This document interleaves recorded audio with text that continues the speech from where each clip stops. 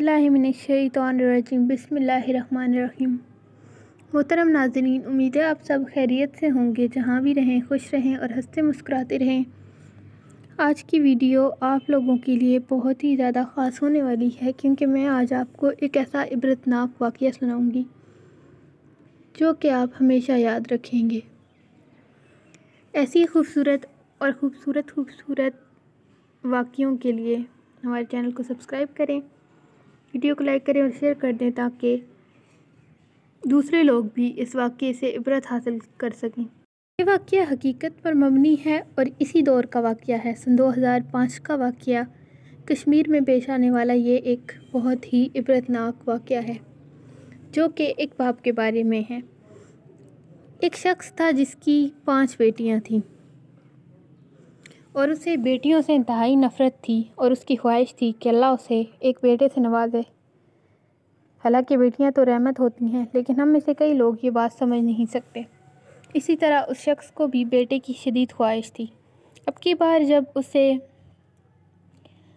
उसकी बीवी हामला हुई तो उसने अपनी बीवी से साफ साफ कह दिया कि अगर इस बार भी बेटी पैदा हुई तो मैं तुम्हें और उसे एक साथ मार दूंगा।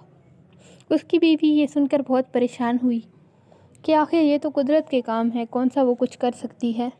खैर, इसी तरह दिन गुजरते गए और रमज़ान शरीफ का महीना भी आ गया। रमज़ान का माह तो एक ऐसा माह है जिसमें अल्लाह ताला ने मारना तो दूर की बात, किसी का दिल दुखाने से भी मना किया है। अल्लाह ताला को ये महीना बेहद पसंद है और इस महीने में अल्लाह ताला ने किसी भी मुसलमान का दिल दुखाने, किसी को कत्ल करने और किसी को भी मारने से मना किया है, क्योंकि इस माह में शैतान कैद कर लिए जाते हैं और जो कुछ होता है वो इंसान के बस में ही होता है। तो अल्लाह ताला ने सख्ती से ऐसी चीज़ों से मना किया है।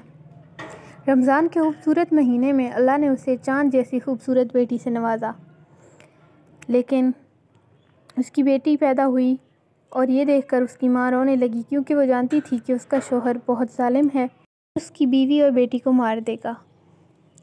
वो यही सोचकर रोने लगी।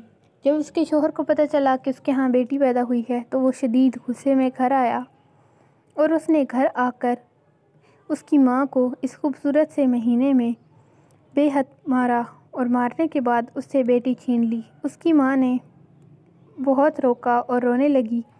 आखिर माँ तो माँ होती है, वो कैसे बर्दाश्त कर सकती है कि कोई उसकी औलाद को नुकसान पहुँचाए। उस बेरहम बाप ने अपनी बेटी को उठाया और किचन में चला गया और सोचने लगा कि अब इसे किस तरह मारूं।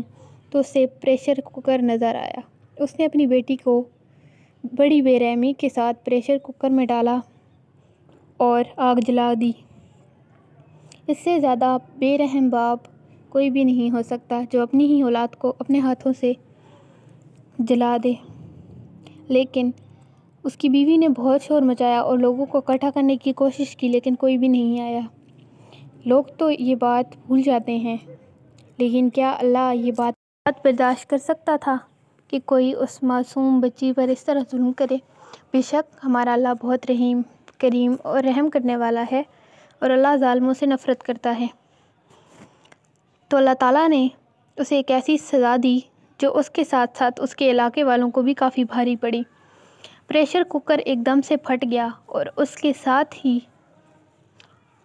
उस पूरे के पूरे इलाके में एक शदीद ज़ल्ज़ला आ गया और ये उसी गुनाह का बदला था जो कि उस बाप ने किया था। पास खड़े होने की वजह से उसकी माँ को भी काफ़ी ज़ख्मी हुई।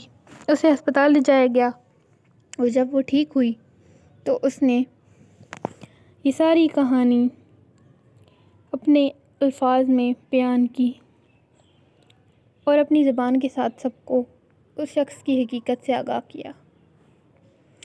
इस ज़ल्ज़ले में लगभग 2 लाख लोग मारे गए। हमें तो लगता है कि ये महज एक ज़ल्ज़ला होगा, लेकिन ये उस शख्स के साथ उन लोगों का अंजाम था जो उसकी बीवी की आवाज़ सुनकर घर में नहीं आए थे और उनकी कोई मदद नहीं की थी। अल्लाह हम सबको ऐसे गुनाहों से बचाए।